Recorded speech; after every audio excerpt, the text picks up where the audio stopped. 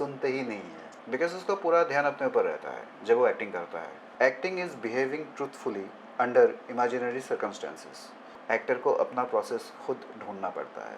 Acting में कुछ भी परम सत्य नहीं होता है। Are you sad? No, I am not sad. नमस्कार, मैं अनन्या भट्टाचार्य जी आप सबके सामने एक नया पॉडकास्ट लेके दोबारा आई हूँ। और ये पॉडकास्ट है एक्टिंग टेक्निक के बारे में, जो है माइजनर। और इसके बारे में हमें और डिटेल बताएंगे हमारे acting coach Anshu Bhattacharya ji. Hello sir.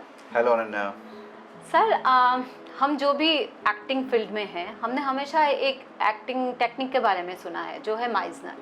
अब थोड़ा इन डिटेल हमारे दर्शकों को इसके बारे में और बताएंगे। यस, माइजनर के बारे में तो सबसे पहले मैं ये बताना चाहूँगा कि Meissner one of my favourite technique है एक्टिंग में। तो ऐसे तो कई सारे टेक्निक है, पर माइजनर अलग क्या है, पहले इसकी शुरुआत कहाँ से हुई है उसके बारे में थोड़ा सा जानते हैं। जैसे कि हम सबको स्टेनिस्लावस्की सर के बारे में पता होगा, जो रशिया के बहुत बड़े एक्टिंग कोच रह चुके हैं।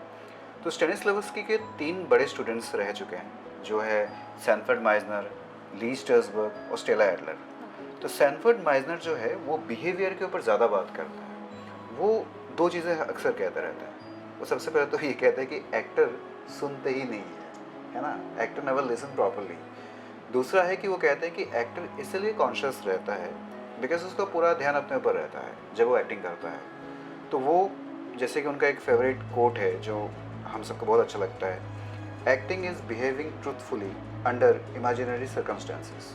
यानी वो कहते हैं कि जब आपको कोई सिचुएशन मिलता है तो आप उस सिचुएशन में पहले बिहेव करो कि आप उस किस्म का एक्टर हो, वो कैरेक्टर हो, है ना।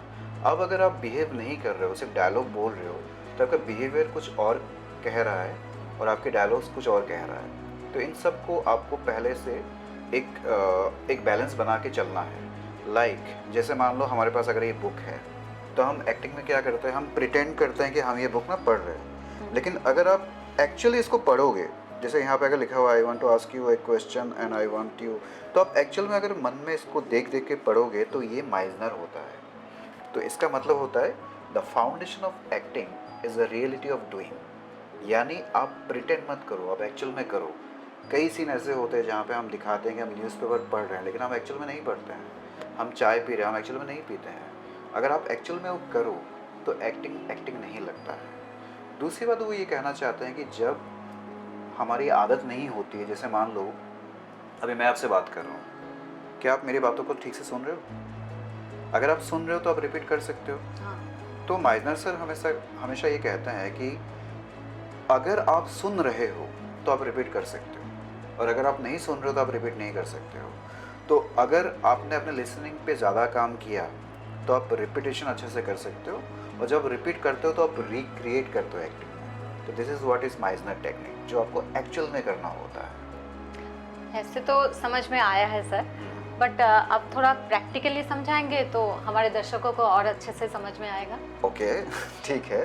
तो प्रैक्टिकली करने के लिए हम एक छोटा सा एक्सरसाइज करते हैं, ठीक है। जो मैं आपसे कहने जा रहा हूँ तो आपको बस उसको रिपीट करना है, ठीक है। जैसे कि मैंने आपसे कहा कि नाइस कलर, तो आप बोलोगे येस नाइस कलर, ठीक है। इसको हम रिपीट करते रहते हैं, एटलीस्ट 6 से 10 बार हम करते रहते हैं। Nice colour, nice colour, yes nice colour, क्योंकि ये आपका है ना, येस नाइस कलर। तो हम फिर से एक बार रिपीट करते हैं, nice colour, yes nice colour, nice colour, yes nice colour, nice colour, yes nice colour, nice colour, yes nice colour, nice colour. Yes nice colour. अब थोड़ा सा बोर हो गया हो, है ना। हाँ। तो इसलिए होता है क्योंकि जब हम रिपीट करते रहते हैं तो मोनोटोनी होता है ना, क्योंकि हमें आदत नहीं है।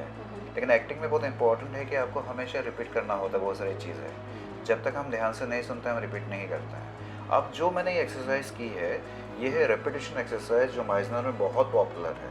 लेकिन रेपिटेशन एक्सरसाइज बहुत अलग अलग किस्म के हैं। ये था ऑब्जर्वेशन के ऊपर मैंने रिपीट किया, यानी मैंने आपका कलर देखा, ठीक है, मैंने कहा नाइस कलर, आपने कहा येस नाइस कलर, तो ये ऑब्जर्वेशन के ऊपर था। अब सेम चीज़ हम करेंगे थोड़ा डिफरेंट तरीके से। Are you sad? No, I am not sad. Are you sad? No, I am not sad. Are you sad? No, I am not sad. Are you sad? No, I am not sad. Are you sad? No, I am not sad. अब आपने कैसे कहा?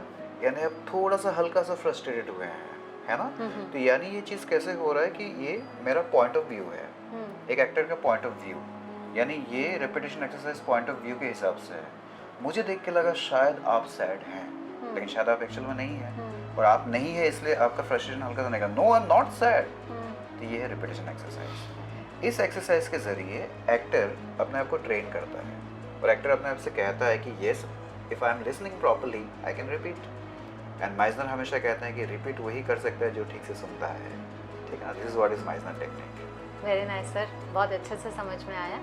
और एक question sir, ये Meissner क्या हर चीज़ में apply कर सकते हैं, हम यूज़ कर सकते हैं?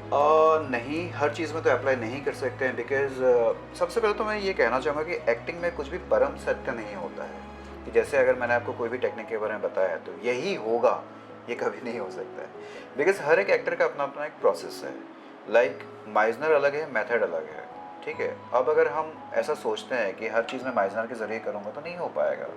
कुछ कुछ जगह पे हमें मेथड एक्टिंग का सहारा लेना पड़ता है। तो हर एक एक्टर को हर एक टेक्निक जानना ज़रूरी होता है, लेकिन कौन सा टेक्निक कहाँ पे काम में आ रहा है, ये जब आप प्रैक्टिकली नहीं करोगे आप नहीं समझ पाओगे।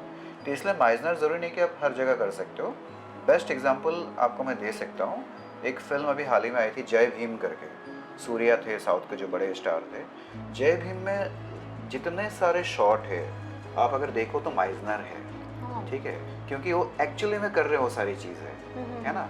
वो मार खाना, वो काम करना, वो सारी चीज़ें एक्चुअल में कर रहे, कुछ प्रिटेंड नहीं है। तो सारी चीज़ें माइजनर है, इसलिए बहुत रियल लगता है माइजनर, है ना? फिर अगर आपने मदर इंडिया देखा है, एक पुरानी मूवी है जो ऑस्कर के लिए नॉमिनेट हुआ था, उस मदर इंडिया में बहुत सारे माइजनर टेक्निक यूज़ हुआ है। लेकिन तब शायद हमें माइजनर के बारे में नहीं पता था, लेकिन हम इन्वॉल्व थे उन सारे सीन में, तो वो हो पाया था। लेकिन जैसे आपने कहा है, सारे फिल्मों में, सारी चीज़ों में आप माइजनर यूज़ नहीं कर सकते हो। एक्टर को अपना प्रोसेस खुद ढूंढना पड़ता है। बहुत बढ़िया सर, फिर से आपसे मिलकर बहुत अच्छा लगा, और बहुत सारे क्वेश्चन का सलूशन और बहुत सारे इन्फॉर्मेशन मिला। Thank you, my pleasure.